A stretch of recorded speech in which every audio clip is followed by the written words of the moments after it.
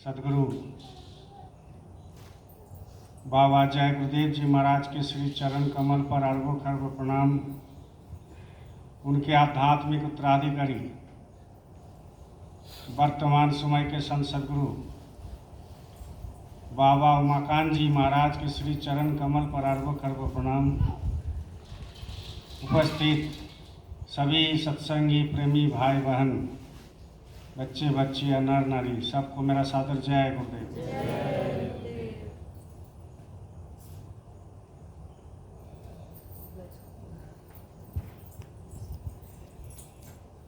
प्रेमियों, आज 8 तारीख 2023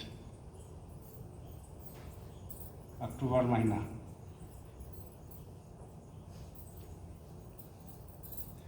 पिछले संडे को भंडारा हुआ था और दिन भर पानी पड़ा,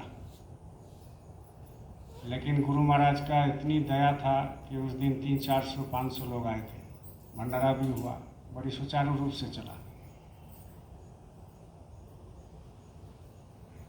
और कोई नहीं सोचा था कि इतने प्रेमी आ जाएंगे, लेकिन एक तरफ था लोगों में सत्संग का।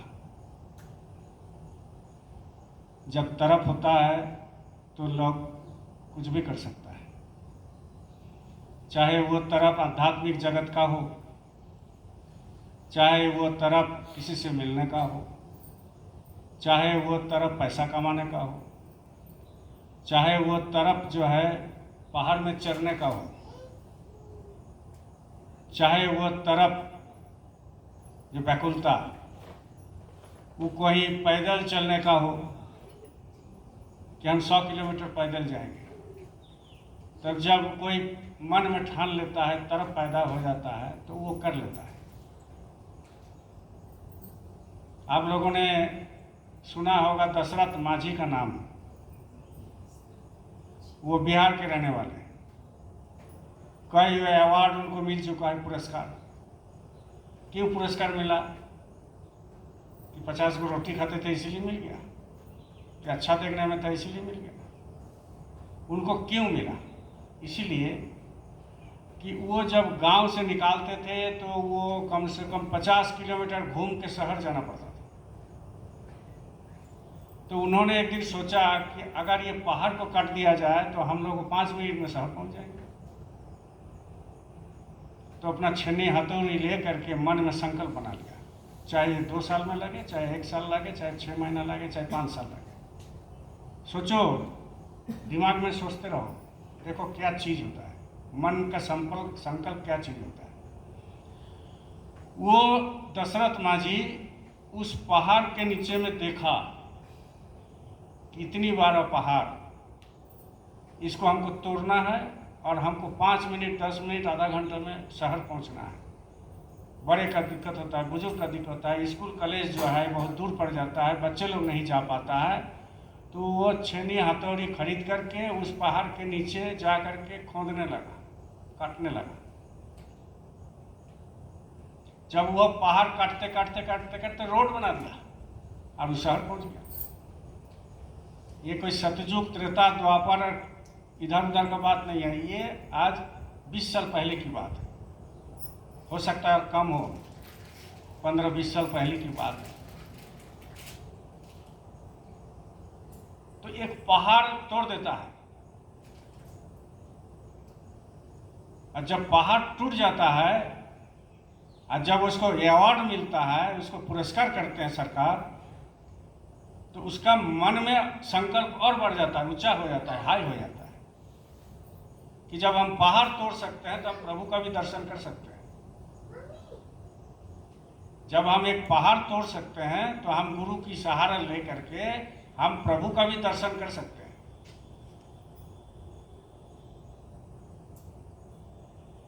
क्योंकि प्रभु जो होते हैं, जो परमात्मा होते हैं, वो निकट से निकट आत्मीयता होता है, और निकट से निकट वो हमारे दोस्त, बंधु बांधव होता है, और निकट से निकट हमारे नज़दीकी होते हैं, और निकट से निकट वो हमेशा हमारे साथ रहते हैं, और निकट से निकट वो हमारी देखभाल करते हैं, और निकट से निकट जिनको हम अपने समझते हैं वो हमारे साथ रहते हैं 24 घंटा। तो जब ये मन में आ जाएगा कि प्रभु ना मंदिर में है, ना मस्जिद में, ना है गुरुद्वारे में, ना चर्च में, ना है इधर ना उधर, प्रभु हमारे अंदर में है, भगवान हमारे अंदर में है और वो हमसे बात करना चाहते हैं और वो हमसे मिलना चाहते हैं। और उनकी ख्वाहिश है, उनकी व्याकुलता है कि हमारे जो मित्र है, जो संसार में आकर के मनुष्य रूपी मंदिर में, एक ढांचा में उनको कैद करके रखा गया। आप क्या हो? आप भगवान हो खुद। मनुष्य खुद भगवान है। भगवान कोई दूसरे जगह नहीं है। वो जब आत्मा जागृत हो जाता है, आत्मा जब जग जाता है, तब भगवान सब जगह में है, क्योंकि तब दिखाई देता है। लेकिन जब तक आपको दिखाई नहीं देता है तो वो आपको तजुर्बा, वो इल्म, वो ज्ञान आपको कौन देता है? वो गुरु देते हैं, सदगुरु देते हैं, जिन्होंने अपना तीसरा नेत्र को खोल दिया, जिन्होंने अपने तीसरा कान को खोल दिया, जिन्होंने आपको आध्यात्मिक नाक को खोल दिया और जिन्होंने आपका, उनका आध्यात्मिक जो है चेतना जागृत हो गया। वो लोगों को बताते हैं कि हमने देखा, हमने बात किया, वो जहाँ रहते हैं हम वहाँ गए, हम वहाँ डेली जाते हैं, हम पल पल जाते हैं और वो पल पल हमसे बात होता है। ये कौन कहते हैं? किनको क्षमता ही कहने का? आप हम नहीं कह सकते, लेकिन वो क्षमता किन में है? सदगुरु में होता है, जिन्होंने कर लिया, दर्शन कर लिया। ऐसे ऐसे भूरी भूरी बहुत सारे हमारे संत महात्मा हुए, पैगंबर हुए, पीर हुए, उन्होंने लिखा कि हमने दर्शन कर लिया। और दर्शन करने के बाद वो किसी को जो है वो बताते हैं कि उनका रूप ऐसा है, वो इस जगह में रहते हैं, उनका खाना ये है, उनका पहनना ये है, उनका ये है, वो है। बहुत सारे लोग वो वर्णन करते हैं। अब वर्णन मुंह से नहीं कर सकता है।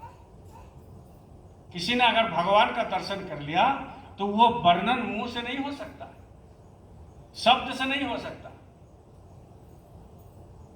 अगर सांसारिक जीवन में कोई नारी बहुत खूब सुंदर है या बहुत पुरुष जो है बहुत खूब सुंदर है, लेकिन उसको आप वर्णन शब्द से नहीं कर सकते, शब्द से नहीं कर सकते। वर्णन कैसे होते हैं? भाव से होते हैं। जब किसी ने भगवान का दर्शन कर लिया और जो करने वाले हैं, तो जो कर लिया वो शब्द से नहीं बोल सकता है, मुंह से नहीं बोल सकता। इसीलिए रामकृष्ण परमहंस ने कहा कि ब्रह्म कभी झूठा नहीं हुआ है, क्योंकि शब्द से आता ही नहीं। ब्रह्म कभी झूठा नहीं होता है, क्योंकि कोई आज तक वर्णन नहीं कर सका, कोई आज तक बोल नहीं सका। और इतना बड़ा चीज, इतना बड़ा चेतन, इतना बड़ा पावर, इतना बड़ा शक्ति जो जगत को वो हिला सकता है, वो शक्ति आपके अंदर में है और वो शक्ति मेरे अंदर में है। लेकिन शक्ति को जगाने का तरीका लोगों को मालूम नहीं है और वो शक्ति को जगा नहीं पाता है। और जब वो शक्ति को जगा नहीं पाता है तो अपने आप को वो छोटा समझते हैं और वो समझते हैं कि हमसे कुछ नहीं होने वाला है, हम क्या कर सकते हैं दुनिया में, प्रभु तो बहुत दूर है, मरने के बाद दर्शन हो जाएगा। ये भूल भ्रांति है। अगर प्रभु से दर्शन करना है, भगवान से दर्शन करना है, सदगुरु से दर्शन करना है, जो प्रकाश रूप में है, शरीर का रूप में तो अभी चले जाओ उज्जैन, चाहे आप चले जाओ अभी रेवाड़ी बाबल आश्रम, तो मिल जाएंगे। लेकिन उनके अंदर जो पावर है, सदगुरु के अंदर जो पावर होते हैं, वो आपको इधर उधर दर्शन करने से नहीं मिलेगा। वो दर्शन आपको कहाँ मिलेगा? अंदर में मिलेगा, अंदर में मिलता है।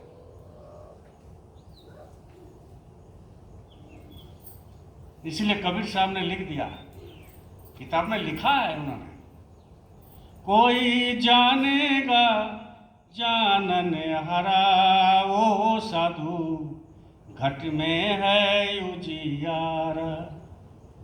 कोई जानेगा जानन हरा, वो साधु घट में है उजियारा।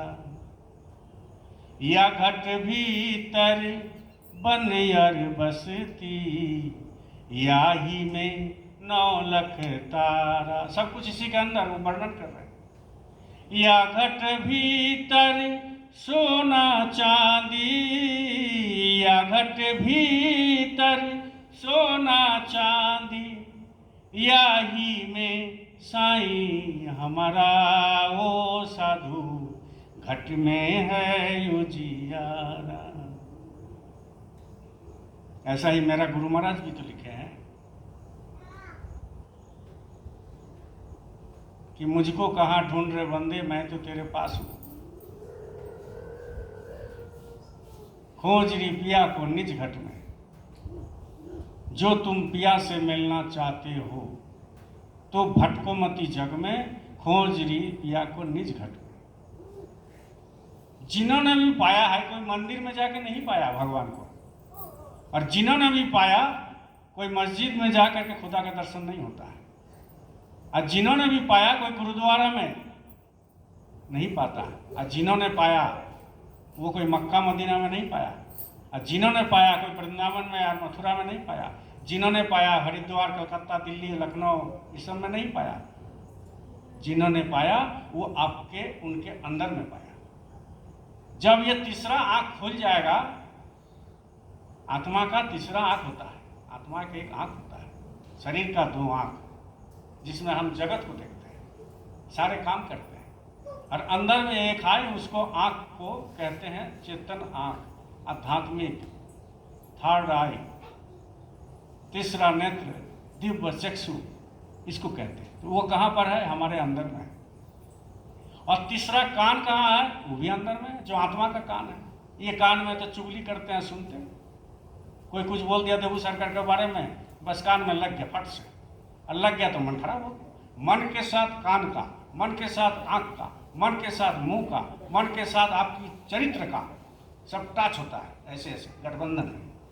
जैसा ही कान में सुनोगे किसी के बारे में तो मन में घूमते रहेगा, अरे ये तो बड़ा बड़ा भाषण देता है मंच पर, इनका करतूत ऐसा है, ये ऐसा है, ऐसा है। अपने आप को देखो ना भाई, अपने आप को देखो। तो कहने का मतलब यह है कि जब आप सोचोगे आध्यात्मिक चेतन, आध्यात्मिक जागृति, ये कहाँ पर होता है? अंदर में होता है। ज्ञान कहाँ है? किताबी में है। लेकिन वो किताबी ज्ञान किस लिए है? पेट भरने के लिए है। मैट्रिक पास करोगे, पीएचडी पास करोगे, हायर सेकेंडरी पास करोगे, बीकॉम पास करोगे, इंजीनियर पास करोगे, डॉक्टरी पास करोगे, तो एक सर्टिफिकेट सरकार देता है कागज से लिखा हुआ कि फलाना नाम, फलाना जगह, ये इतना पास किया, इतना नंबर है। उसमें क्या होता है? उसमें आपको नौकरी मिलेगी, लोगों के सामने दिखाओगे, इज्जत मिलेगा। झूठा इज्जत, वो इज्जत नहीं, तो झूठा है। लेकिन जो ज्ञान असली होता है, वो ज्ञान कहाँ मिलता है? अपने अंदर से।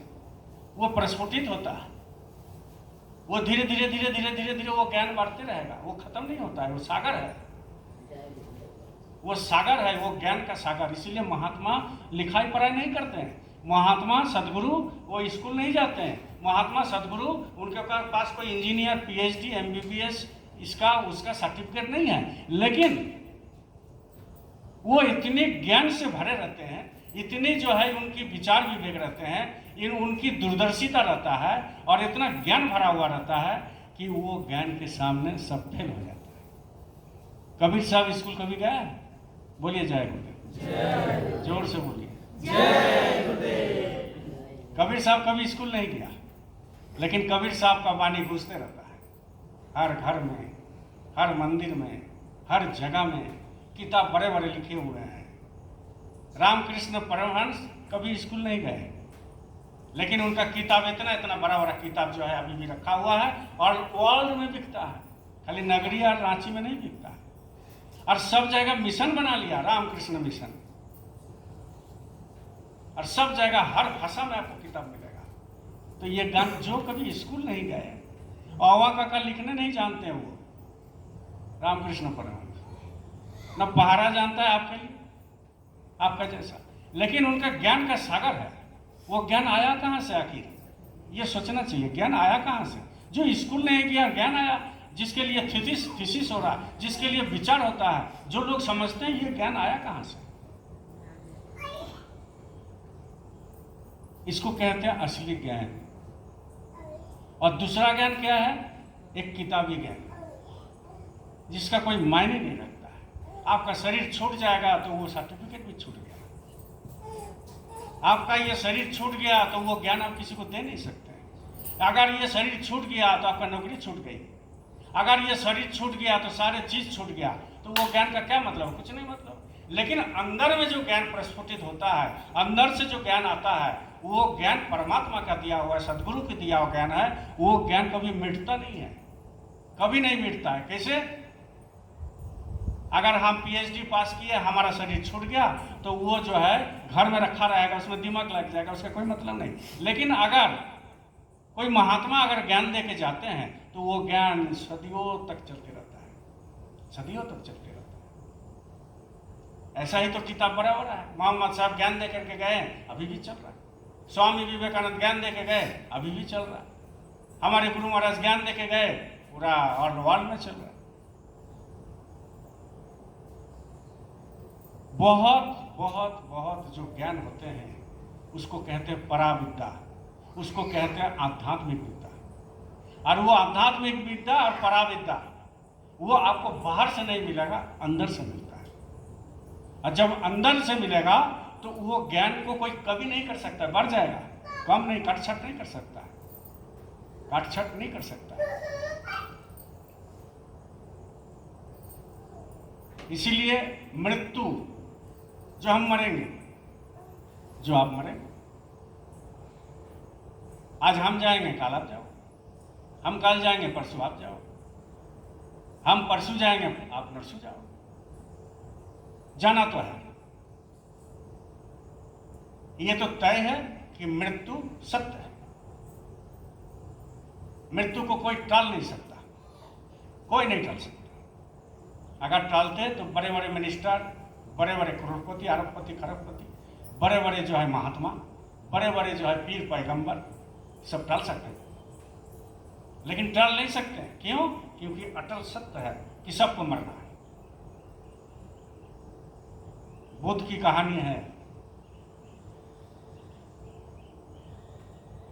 बुद्ध का एक अभिशाप था कि जिस दिन ये मृत्यु के बारे में पूछ लेंगे, उस दिन वो खुद मृत्यु हो जाएगा, मर जाएगा। बुद्ध का ये कहानी है, पढ़ लेना आप लोग। बुद्ध का ये कहानी था कि जिस दिन वो मृत्यु के लिए पूछ लेंगे किसी को, उसी दिन उनका भी मृत्यु हो जाएगा, मृत्यु हो जाएगा उनका। बोलिए जय गुरुदेव। तो एक दिन बुद्ध जो है रास्ते पर चल रहे थे। जब रास्ते पर चल रहे थे तो देखा एक मरा हुआ आदमी पड़ा हुआ है, मरा हुआ आदमी पड़ा हुआ है। तो शिष्य को कहा कि इनका क्या हो गया, स्वयं इनका क्या हो गया? बुद्ध ने कहा। तो शिष्य कहा कि हुजूर हम कैसे बताएं, हम आपको ये बता नहीं सकते। बोले नहीं नहीं, बताओ बताओ बताओ, कोई डरने की बात नहीं है, हम तुमको पूछ रहे हैं, तुम तो नहीं बता रहे, हम तुमको पूछ रहे हैं, ये बताओ जरा क्या हो गया। तो बोले हुजूर आपका पिताजी मना किया है। बोले क्यों? बोले ये भी हम नहीं बता सकते, क्योंकि उसको मालूम था शिष्य को कि उनका पिताजी, बुद्ध का पिताजी कहे थे कि इनको कभी मृत्यु के बारे में मत बताना, नहीं तो उसी दिन उसका मृत्यु हो जाएगा, घर द्वार छोड़ देगा। तो बहुत जब प्रेशर देने लगा बुद्ध, तो ये शिष्य कहे कि ये मर गया। बोले मर गया मतलब इसमें कोई जान नहीं है, आत्मा निकल गया इसमें कोई जान नहीं है, बात नहीं कर सकता है, इसका भूख मिट गया, बात नहीं कर सकता है, ना सुन सकता है, ना देख सकता है, ना कुछ सोच सकता है, ना दुख है, ना सुख है, ना भूख है। ये बिल्कुल ऐसा ही पड़ा हुआ है, लेकिन आत्मा इसका निकल गया। तो बोला अच्छा ये बात है। तो मन में ये सोचने लगा बुद्ध, क्योंकि उसका तो पिताजी बोले थे, मन में सोचने लगा कि मृत्यु ऐसा होता है क्या? मृत्यु के बारे में सोचना चाहिए सबको सोचना चाहिए, मृत्यु होगा होगा होगा। तो मृत्यु बारे में नहीं सोचोगे, लोग सब सोचता नहीं है। जिस दिन से सोचने लगेगा कि आज नहीं तो कल हम मरेंगे, तो आपका मुंह से गाली नहीं निकलेगा। आप धोखाधड़ी नहीं कर सकते हो, आप जमीन नहीं लूट सकते हो, आप चोरी डकैती नहीं कर सकते हो। जिस दिन आपके मन में आ जाएगा, निरंतर ये प्रयास करना चाहिए कि हमको मरना है हमको। लेकिन संसार में इतनी बाजार बड़ा है और इतनी बाजार गर्म है कि उस बाजार में आपको मृत्यु को सोचने का समय नहीं है। बोलिए जय गुरु। मृत्यु का सोचने का समय है, लेकिन मृत्यु होगा। मृत्यु हमारे होना ही है, सबका होना है। ये जगत परिवर्तनशील है। आज हम चले जाएंगे, कल को याद आएगा। ये जमीन किसी और का था, ये जमीन आज नगरी आश्रम का हो गया। 100 साल 2 साल 500 साल बाद जो है ये नगरी का जमीन दूसरे को हो जाएगा, उस समय आश्रम नहीं रहेगा। ये परिवर्तनशील है। आप जो जो घर में है उसका पट्टा खोज करके देखना। आप जिस घर में हो उस घर का दलील माने डीड या पट्टा उसको खोज करके देखना कोर्ट में या अपने, कि ये हम जिससे लिए हैं वो अभी जीवित नहीं हो सकता। और हमारा जमीन का जो पट्टा है या डीड है वो किसी दूसरे का नाम से था। आपको तो भगवान दान नहीं दिया कि ये डीड जो है तुम ले लो। तो ये पट्टा किसी दूसरे का नाम से था, डीड किसी दूसरे का नाम से था। और उसके पहले वो जब देखेगा तो वो किसी का नाम से था, उसके पहले जब देखेगा वो किसी का नाम से था। इसके मतलब क्या है कि जगत परिवर्तनशील है। डीड आपका नहीं है, जमीन आपका नहीं है। आप चले जाने के बाद कोई दूसरे का हो जाएगा। आप बेच दोगे मेरा नाम से तो मेरा नाम हो जाएगा। देखो सरकार का जमीन है, हम बोल देंगे मेरा जमीन, हम बोल देंगे मेरा जमीन है। बस इसी में हो जाता है गलत, इसी में लोग जाता है फंस। जब यही फंसी में फंस जाएगा तो वो जिंदगी भर मैं ही करते रहेगा, जिंदगी भर मेरा ही करते रहेगा, जिंदगी भर अपना करते रहेगा, जिंदगी भर उससे कुछ काम आध्यात्मिक नहीं हो सकता। इसीलिए नहीं हो सकता कि वो हमेशा मेरा करता है, मेरा है मेरा है मेरा है मेरा है। लेकिन जब शरीर छूट जाता है, जब शरीर छूट जाता है, जब आत्मा जब जागृत हो जाता है, मेरा मेरा मेरा मेरा करते करते सदगुरु मिल गया। बोलिए जय गुरुदेव। मेरा मेरा मेरा मेरा करते करते सदगुरु मिल गया, सत्संग मिल गया, सदगुरु ज्ञान दे दिया।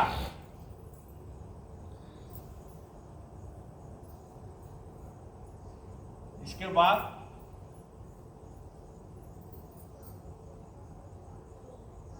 राममय हो जाता है। जब सदगुरु मिल जाता, मेरा को उलट दो, क्या हुआ? रामे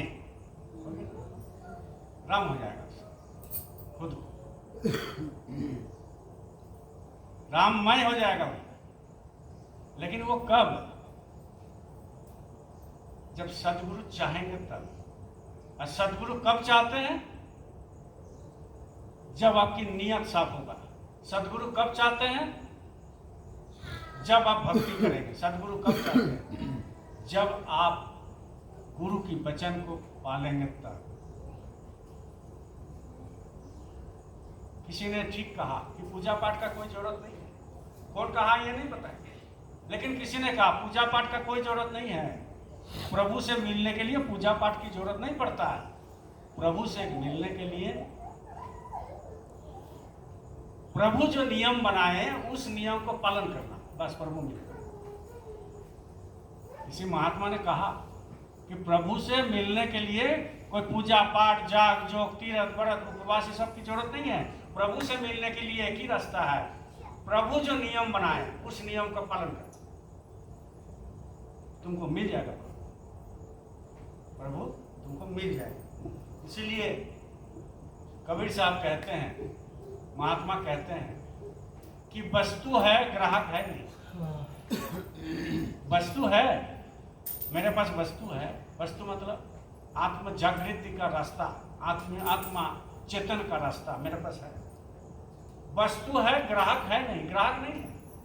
हम देना चाहते हैं, हम लोगों को बताना चाहते हैं, हम लोगों को जुक्ति देना चाहते हैं, नामदान देना चाहते हैं, हम सत्संग में लगाना चाहते हैं, हम शाकाहारी करना चाहते हैं, हम भंडारा चलाना चाहते हैं, लोगों को उपकार करना चाहते हैं। लेकिन ग्राहक नहीं है। वस्तु है, ग्राहक है नहीं। वस्तु सागर अनमोल। जो वस्तु मेरे पास है, बोलो जय गुरु। जय। जो वस्तु मेरा पास है वो अनमोल है, वो सागर है, वो सागर है। वो सागर में डुबकी मारना है। ये संसार में जो सागर है, बे ऑफ बंगाल, जो बंगाल में सागर है, बॉम्बे में है, गुजरात में है, पोरबंदर में है, वो सागर की बात यहाँ नहीं कर रहे हैं। आध्यात्मिक जगत के वो सागर नहीं है। वो जो गंगा है, साल भर मछली खाया, साल भर मुर्गा खाया, साल भर दारू पिया, साल भर पाठा खाया, साल भर सुअर खाया, गाय गोरू खाया, इसके बाद बोल रहा है साल भर में जा करके बनारस में चले जाएंगे भैया, वहाँ मंदिर में पूजा भी दे देंगे और डुबकी भी लगा कर। और कहाँ डुबकी लगा? बोले गंगा में। अब गंगा में डुबकी लगाओ, गंगा तो वहाँ है नहीं, गंगा यहाँ है। अंदर में डुबकी लगाना पड़ेगा। जब रूह जग जाता है, जब आत्मा जग जाता है, बोलिए जय गुरु। जब रूह जग जाएगा, जब आत्मा जग जाएगा, तो अंदर में जो गंगा है उसमें नहाना पड़ता है। उसमें नहाता है आत्मा गुरु के साक्षात। अंदर में जो त्रिवेणी है उसमें को नहाते हैं साधक, गुरु की वहाँ खड़े रहते हैं कि नहाओ पहले। जमुना में, सरस्वती में, सब जगह नहाता है। तो कहने का मतलब यह है, अंदर में है, अंदर में, बाहर कुछ नहीं। खोजरी पिया को निज घट में, अंदर में है भाई, बाहर तुम कहाँ ढूंढते हो? और जिस जगह में जाओगे बाहर में ढूंढोगे, वहां मिलने वाला है नहीं। वो और कर्म चढ़ता है और कर्मकांडी में फंस जाते।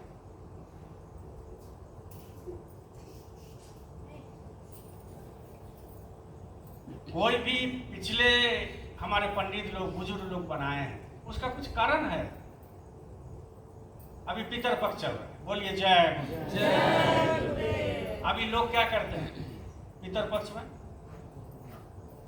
पितर पक्ष में लोग कहते हैं कि पिताजी को पानी दे के आते हैं। बोलता है ना, क्या बोलते हैं? पिताजी को पानी चढ़ा के आते। अब पिताजी चले गए सर, या कोई गुरु भाई हमारे हैं सर चले गए, किसी का पिताजी, तो मान लो वहां जो है वो चले गए, कहाँ जन्म दे दिए गुरु महाराज, या उनको सतलोक पहुंचा दिया, या उनको कोई ब्रह्म लोक पहुंचा दिया, राम लोक पहुंचा दिया। आप यहाँ तालाब में पानी डाल दें, पानी पहुंच जाएगा वहां। हम काठी टार में पानी दे देंगे रहीत को, रही पानी पी लो, हम यहाँ डाल रहे हैं, रहीत पी लेंगे। हम डाल देंगे तो पी लेंगे, हम डाल देंगे तो बबलू पी लेगा। हैदराबाद में पानी डालेंगे, चलो ठीक है, अब नगरी में आके गिरेगा, आश्रम में गिरता है, गिरेगा। लेकिन कुछ बात इसमें है। क्या बात है? बात यह है कि कुछ ऐसा बनाया था नियम कि भाई पिताजी को भूलो नहीं, पिताजी को कभी मत भूलना, पिताजी को कभी मत भूलना, माँ को कभी मत भूलना। वो तुम्हारा पानी उन्हें नहीं चलेगा। कोई खैनी खाता है तो पिताजी को खैनी देता है, अब वो खैनी वहां पहुंच जाएगा। बोलो जय। कोई किसी का पिताजी हरिया पीता है, अब यहाँ हरिया 1 बोतल 2 बोतल खरीद लिया और वो पितर पक्ष में वो हरिया डाल रहा है। एक तो पिताजी पाप करके चले गए, हरिया पी के, दारू पी करके मौज मस्ती, अब तुम फिर ऊपर से पिताजी को स्वर्ग में भी नहीं छोड़ता। वो अगर स्वर्ग भी चले गए तो वहां भी नहीं बड़े, अरे तुम वहां नहीं मिलता है हरिया, यहाँ लो, यहाँ डाल देता। वहां हरिया नहीं मिलेगा, दारू नहीं मिलेगा, यहाँ डालो। अरे भैया, ये कर्म कांडी है, कोई विशेष काम के लिए बनाया गया है। इसको तुम गलत सोच करके इसको नहीं करो। पितर पक्ष में मतलब हमारा पिताजी चले गए, हम तो पानी डालते नहीं। हमारा पिताजी चले गए, आज हो गए 7, 8, 10 साल, हम तो पानी को भी नहीं डाले, क्योंकि पिताजी हमको खुद सपना में आता है कि बेटा पानी उन्हीं मत देना है, यहाँ नहीं पहुंचता है, यहाँ पानी नहीं पहुंचता, यहाँ लड्डू नहीं पहुंचता है, यहाँ हरिया दारू नहीं पहुंचता है, ये सब मत जाता। कहने का मतलब यह है, कारण कोई दूसरा है। कारण यह है कि पितरपक्ष जब आता है तो पिताजी को याद करो। पानी देने से, खैनी देने से, मुर्गा डालने से, दारू देने से ये सब कुछ नहीं होता है भैया, कुछ नहीं होता। एक बार अकबर जो है उसका जो पिए था, पिए मतलब समझ लो, तो बोले कि कहाँ गया था। अकबर पूछा कहाँ गया था। बोले पितरपक्ष है ना, पानी डालने गया। बोले किसको दे रहा था। बोले पिताजी को। कहाँ दे रहा था। बोले तालाब में। बोले हो गया। बोला हाँ।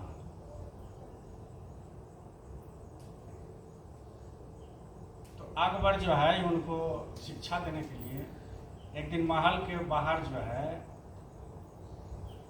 एक लोहा का खूंटा डाल दिया और एक डब्बा में जो है उसमें चावल और पानी देकर के ऊपर में टांग दिया। समझ गए,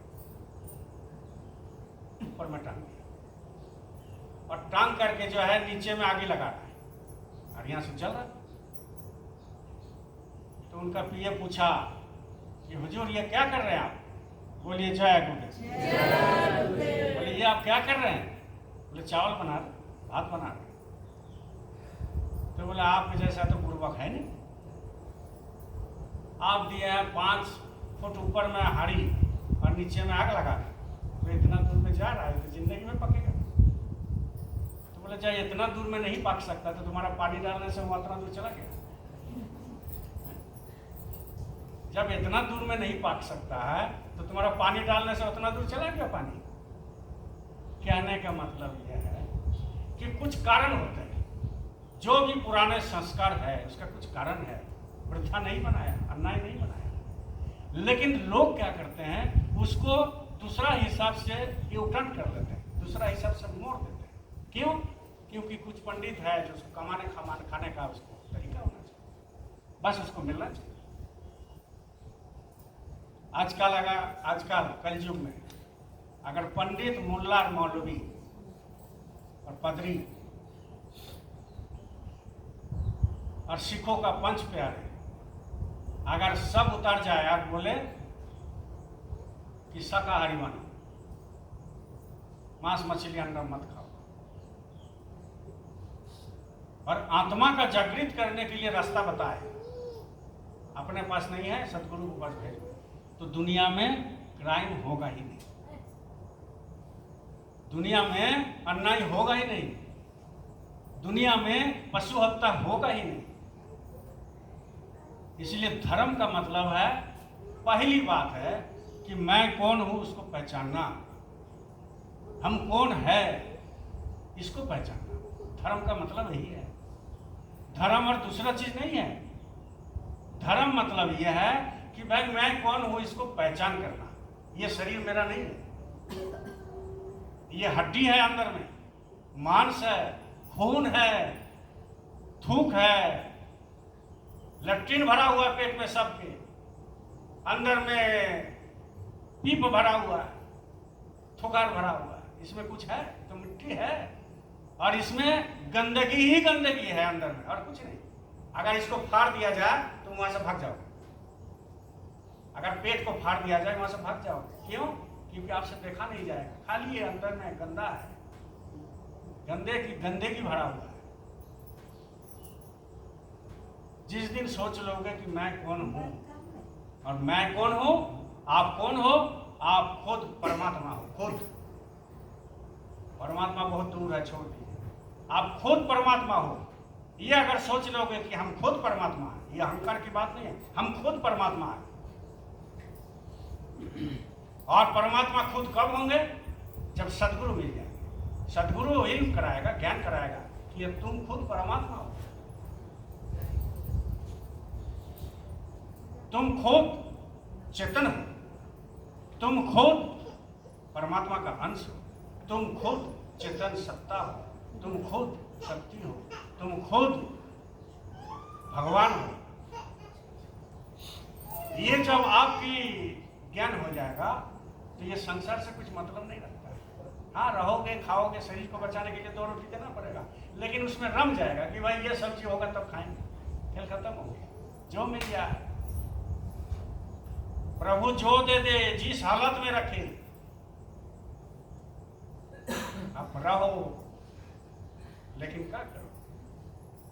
आदत से लाचार, आदत से लाचार। इसलिए आत्मा जो कुछ करते हैं, आपके अंदर जो शक्ति है, बोलिए जय गुरुदेव। जो कुछ शक्ति आपके अंदर में है वही आपको शरीर को चलाता है। ये देखो हमारा हाथ हिल रहा है, ठीक है ना? हाथ हिल रहा है कि नहीं? दिखाई दे रहा है आपको? अब आत्मा यहाँ से निकल गया तो ये हाथ हिलेगा? सीधा यहीं गिरा हुआ है, आपको ऐसे उठाना पड़ेगा, फिर गिर जाएगा, फिर गिर जाएगा। जब तक आत्मा है तब तक उठा रहे, जब तक आत्मा है तब तक बोल रहे हो, जब तक आत्मा है तब तक सुन रहे हो। इसका मतलब क्या है कि आप कुछ नहीं हो, आप जीरो। आप कुछ नहीं, आप जीरो है। जब आपका ये ज्ञान हो जाएगा कि भाई हमसे कुछ नहीं होने वाला है, जो करते हैं प्रभु करते हैं, जूता मारते हैं तो प्रभु, बदनाम करते हैं तो प्रभु, किसी से लेन देन करते हैं तो प्रभु, किसी के सत्संग में जाते हैं तो प्रभु, कोई सेवा करते हैं तो प्रभु, सेवा देते हैं तो प्रभु, सब मालिक कराते हैं, तो आप बहुत ऊंचा पहुंच जाओगे। क्यों? कि इसको उसको कहते हैं समर्पित भाव, कि हम कुछ नहीं, हम तो एक मिट्टी का एक खिलौना है, एक मिट्टी का खिलौना है हम। जिस दिन मेरा आत्मा निकल जाएगा ये मिट्टी खाक में मिल जाएगा। 4 आदमी बांस का मचा बनाएगा और राम नाम सत्य है लेके चल देगा, आपको खाक कर देगा, जला देगा, 2-4 दिन रोएगा, इसके बाद सब भूल जाएगा, बाल बच्चे भी भूल जाएंगे। अगर बैंक में पैसा रख के गया तो नाम करेगा, और नहीं रख के गया तो बदनाम करेगा कि मेरा पिताजी कुछ रख के नहीं गया। किसके लिए कर रहे हो? किसके लिए खटते हो? किसके लिए सोचते हो? जो सोचने का अधिकार दिया उन्हीं को नहीं सोचते। सत्संग सुनने से क्या लाभ होगा? सत्संग सुनने से थोड़ी होता है जी। अंदर में 24 घंटा ये चिंतन करना चाहिए कि हमको मृत्यु है। वो तो सत्संग एक माध्यम है कि आपको लगा के रखा है, एक लगा के रखा है। महात्मा कहते हैं ना, हमारे गुरु महाराज कहते हैं ना, महाराज जी भी कह रहे हैं, क्या कहते हैं कि तुमको खींचने का तरीका रखते हैं, तुमको खींचने का तरीका रखते हैं कि तुम भटक ना जाओ, तुम लगे रहो, गुरु के रास्ते पर लगे रहो। मंदिर का कोई जरूरत थोड़ी है, लेकिन मंदिर इसीलिए बनाया जाता है। हमारे गुरु महाराज बोलते थे कि देखो ये मंदिर देखने के लिए आएगा फंसेगा, बोलते थे कि नहीं? मंदिर देखने के लिए आएगा फंसेगा, मेरा पास आएगा, उनको जुक्ति दे देंगे, नामदान दे देंगे। उस समय दूरदर्शी पार्टी महाराज जी ने बनाए थे, गुरु महाराज ने, तो दूरदर्शी पार्टी में सबको वोट में खड़ा किया था।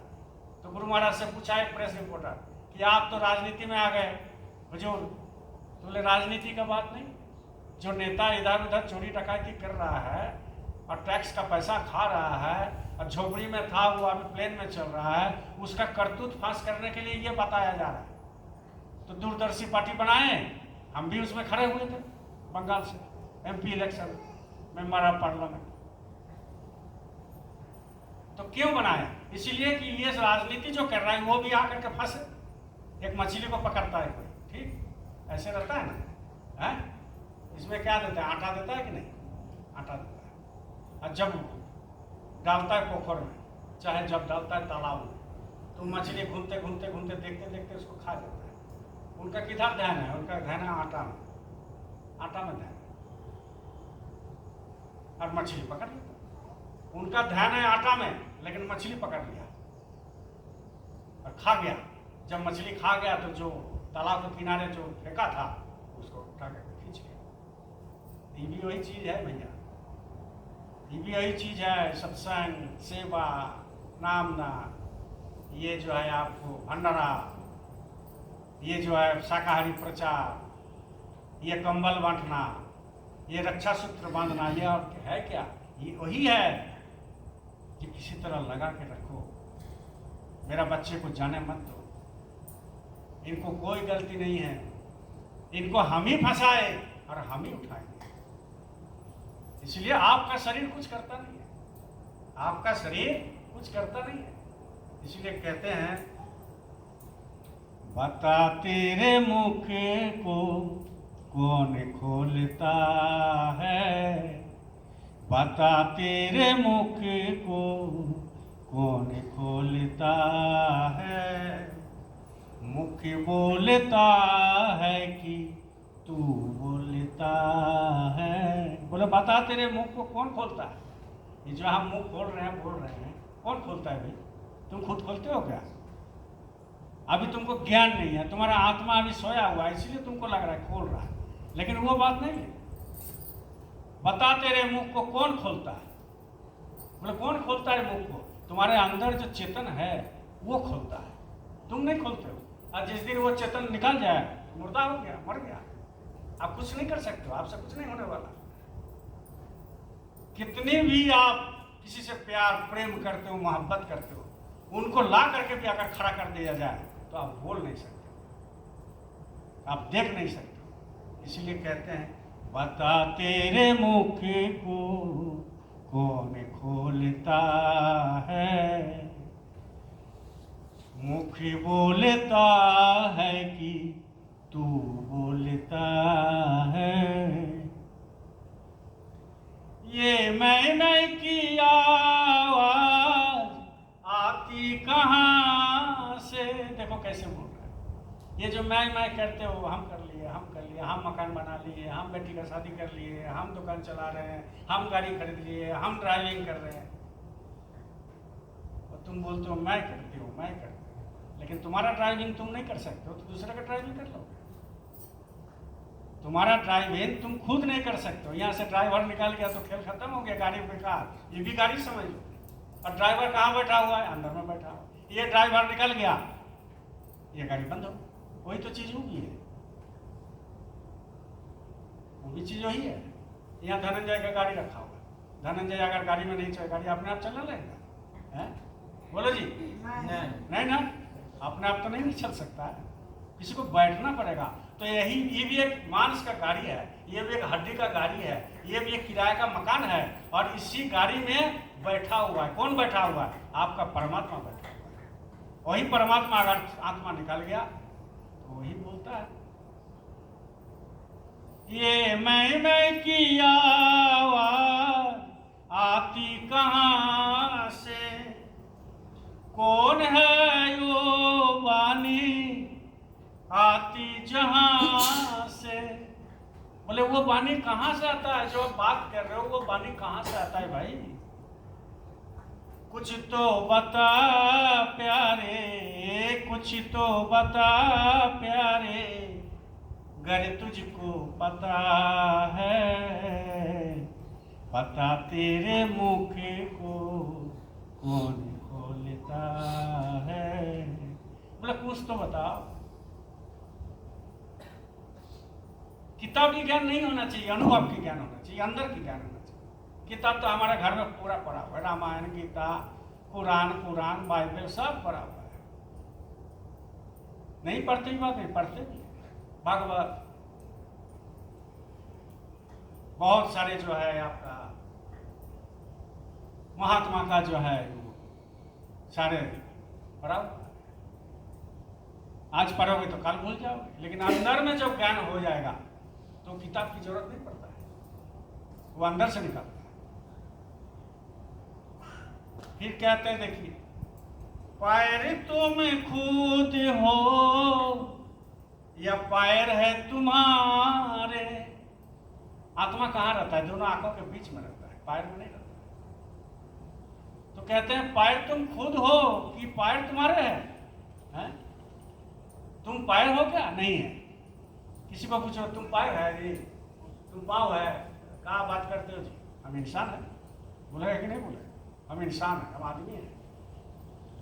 तो ये कहते हैं पैर तुम खुद हो, ये पैर है तुम्हारे, सूझ बूझ कर के समझा दे प्यारे, पैर डोलता है कि पैर डोलता है कि तू डोलता है, बता तेरे मुख को कौन खोलता है। बोले पैर डोलता है कि तू डोलता है? तो कोई ज्ञानी से पूछो, बोले हम डोलते हैं। मतलब आत्मा डोलता है तब पैर डोलता है, आत्मा चाहेगा तब पैर डोलेगा। पैर ऐसे डोल नहीं सकते, ये पैर नहीं छोड़ सकता। अब किसी का पैरालिसिस हो गया तो डोलेगा? नहीं डोल सकता। ये कांटे तराजू जो हाथों में तेरे, ये जो दुकानदार होता है सब्जी उब्जी बेचते हैं हमारा बहन लोग भाई, एक तराजू रहता है, ठीक है ना? बोलो जय बोलो।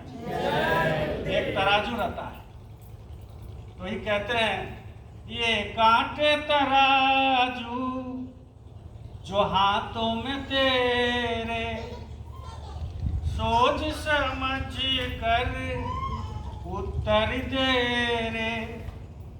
हाथ तोलता है कि हाथ तोलता है कि तू तोलता है, बता तेरे मुख को कौन खोलता है। भिक्षु कहेंगे जिसको नहीं है, भिक्षु मतलब साधक, साधक कहते हैं कि ये ज्ञान जिसको नहीं है। भिक्षु कहेंगे जिसको नहीं है, 84 चक्कर में पड़ता वही है जिसको ज्ञान नहीं है। बोलो जय बोले, जोर से बोलो जिसका ज्ञान नहीं है वो कहाँ जाएगा? 84 चक्कर मतलब 84 लाख जोनी में जाएगा। कभी बिल्ली में जन्म, कभी गाधा में जन्म, कभी गाय में, कभी गरु में, कभी सुअर में, कभी बंदर में, कभी पाठा में, कभी पाठी में, कभी जल का जीव में, कभी थल का जीव में, कभी सांप में, कभी बिच्छू में, कभी पेड़ में, कभी पौधा में। कितनी है? 84 लाख जोनी है। अब उसमें भटकते रहेगा, भटकते रहेगा। अरे कुछ तो शर्म करो भाई, और कुछ तो डरो कम से कम। यहाँ से जो सफर होता है ना वो अकेला करना पड़ेगा। यहाँ माँ है, बाप है, समझ लो बढ़िया से, चेतावनी है। इसका नीचे का जो सफर है इसमें आपको सामने दिखाई दे रहा है, माँ है, पिता है, भाई है, बंधु है, दोस्त मित्र है, पत्नी है, ससुर है, सास है, साला है, फलाना है, ढकाना, मिनिस्टर है हमारे साथ, थानेदार है, एसपी है, डीएसपी है, बड़े बड़े लेठेल है, बड़े बड़े जो है रंगदार है ना? ये यहाँ से यहाँ तक। और ऊपर से जब खींच लिया जाएगा, आपको बोलो जय बोलो, ये ऊपर से जब खींच लिया जाएगा तो उस समय आपको अकेले सफर करना पड़ेगा, कोई नहीं रहेगा। कितना डरावनी चीज है। यहाँ सबको लेकर के 24 घंटे रहते हैं, लेकिन यहाँ से जब निकाल जाएगा तो अकेले सफर। नहीं, मेरा पिताजी पहले ही गया है, उनसे भेंट कर लेंगे ना।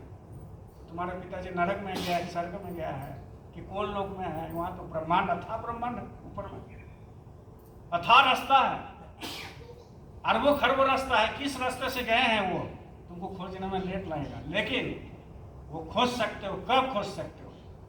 जब तुम्हारी आत्मा जाएगा, और घर में ही खोज सकते हो। ऐसे आंख बंद करो, आत्मा सूरत चढ़ गया, इसके बाद आप खोजते रहो ब्रह्मांड। अरे पिताजी कहाँ है? पिताजी भी हाजिर हो जाएगा, तुम भी उनके पास हाजिर हो जाओ। तो ऊपर का जो रास्ता है ये बड़ी कठिन है, सरल नहीं है भाई, बहुत कठिन रास्ता है। सरल तब होता है जब सत्संग में आने लगो। किताबी ज्ञान से कुछ नहीं। लोग रामायण पढ़ते हैं, अगरबत्ती जलाते हैं, और रात को मांस मछली खा जाएगा। रामायण बोले हैं कभी? पूरा रामायण पढ़ के देख लो, वहां एक जगह भी नहीं बोला कि मांस मछली खाओ। पूरा गीता पढ़ लो, एक जगह नहीं बोला है कि ये मांस मछली अंडा खाओ, दारू पियो। पूरा बाइबल पढ़ लो, उसमें एक जगह, हम तो पढ़ते हैं, एक जगह नहीं बोला। पूरा कुरान पढ़ लो, कुरान पूरा पढ़ लो, उसमें भी नहीं बोला। हदीस में बोला है, क्योंकि हदीस जो है वो किसका बनाया हुआ? मौलवी का बना हुआ है। कुरान मौलवी का नहीं, मोहम्मद साहब का बना हुआ है।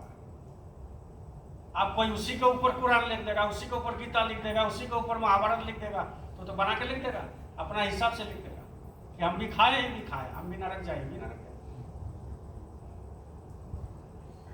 अरे भाई सोचो कम से कम, धर्म इसको कहते नहीं है, धर्म उसको कहते हैं जो गुरु का ज्ञान हो करके जो मानता है उसको धर्म कहते हैं। भिक्षु कहे ज्ञान जिसको नहीं है, 84 चक्कर में पड़ता वही है। जन्मे मरे क्या, जन्मे मरे क्या, ये किसकी खता है, बता तेरे मुख को कौन खोलता है, तू बोलता है कि कौन बोलता है।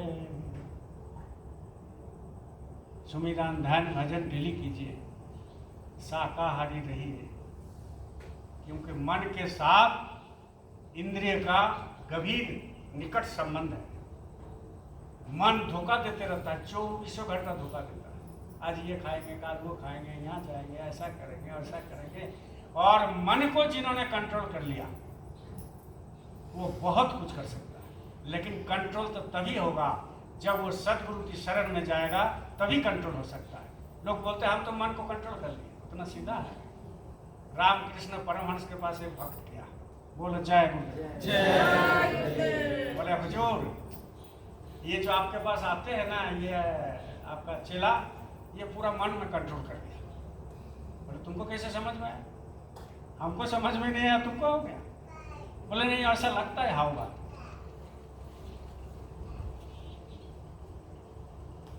तो बोले कुछ नहीं। तो बोले कुछ नहीं, आप बोल रहे थे, इसका प्रमाण तो? बोले प्रमाण कुछ नहीं। उनका उम्र कितना है?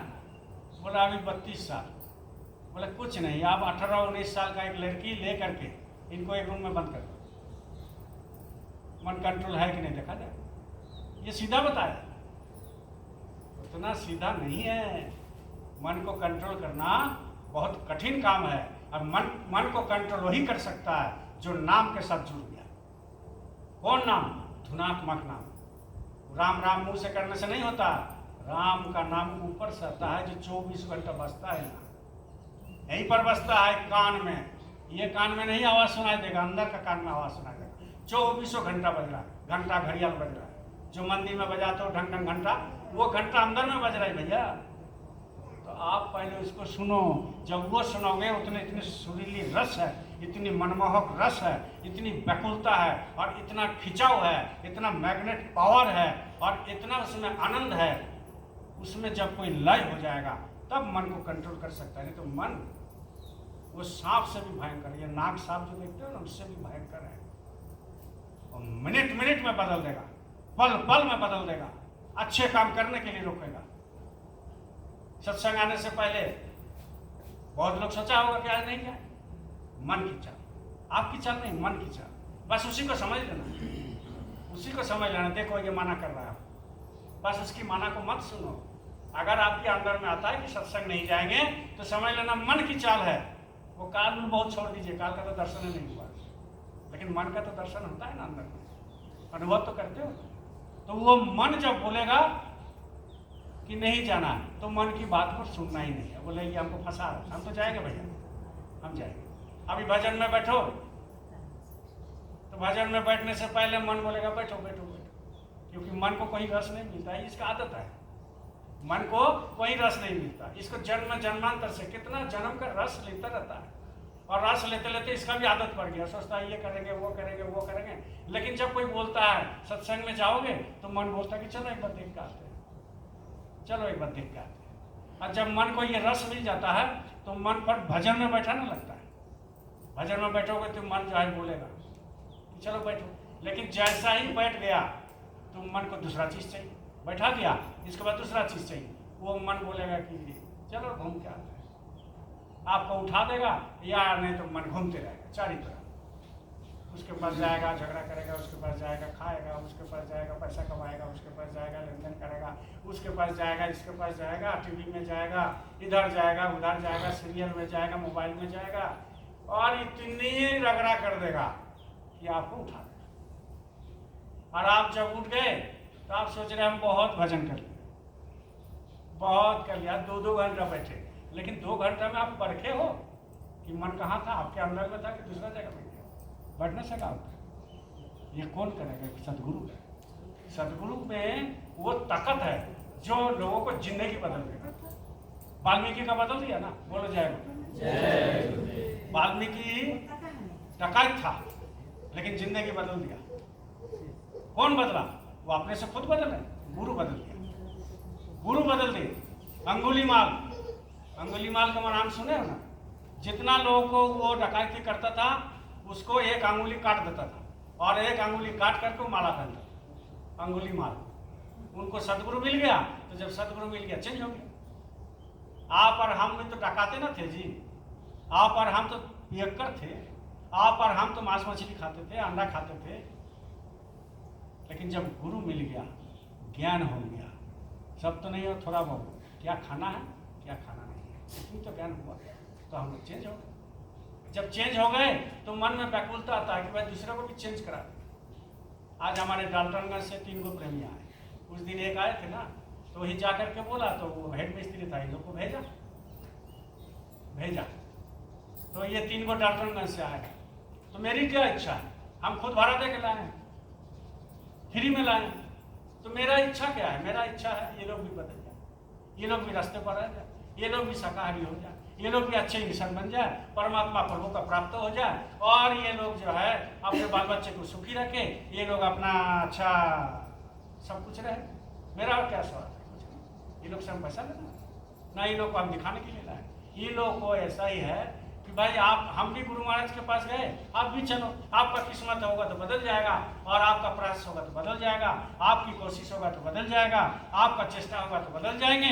गुरु तो तैयार है आपको बदलने के लिए, लेकिन आप तैयार नहीं अगर होंगे तो गुरु भी नहीं बदल सकता। गुरु कहते हैं कि तुम एक पग आओ मेरे तरफ, हम तुम्हारी तरफ लाखों पग जाएंगे। पग मतलब पाँव, लाखों पाँव जाएंगे हम वहां से लाखों पाँव जाएंगे, लेकिन तुम एक पाँव तो हमारे तरफ आओ कम से कम। और जैसे जैसे आते रहोगे गले लगाते रहेगा, गले लगाते रहेगा। गले लगाने का मतलब यह है कि अंदर में आपका अनुभव होगा, आंख से आंसू गिरेगा, तो समझ लेना गले हमको प्रभु लगा दिया, गुरु लगा दिया। ये आंसू जो आंख से गिरता है ना सबका, किसी का लड़की मर गया तो खूब रोया, किसी का बेटा चले गए बाहर खूब रोया, किसी का जमीन लूट गया खूब रोया, किसी का कुछ हो गया खूब रोया। लेकिन प्रभु के लिए कितना लोग रोते हैं, कितना लोग रोते हैं प्रभु का गुरु के लिए। जिस दिन वो गुरु के लिए प्रभु के लिए रोने लगेगा तो सारे दुख दर्द मिट जाता है। दुख दर्द कैसे मिट जाता है कि भाई अपने अंदर जो ख्वाहिश है, जो चाहत है वो कम हो जाता है। भाई मिले 2 रोटी तो बहुत अच्छा है, नहीं मिले तो भी बस इसी में खुश तो है, इसी में तो खुश रहते हैं साधु। बोलिए जय गुरुदेव।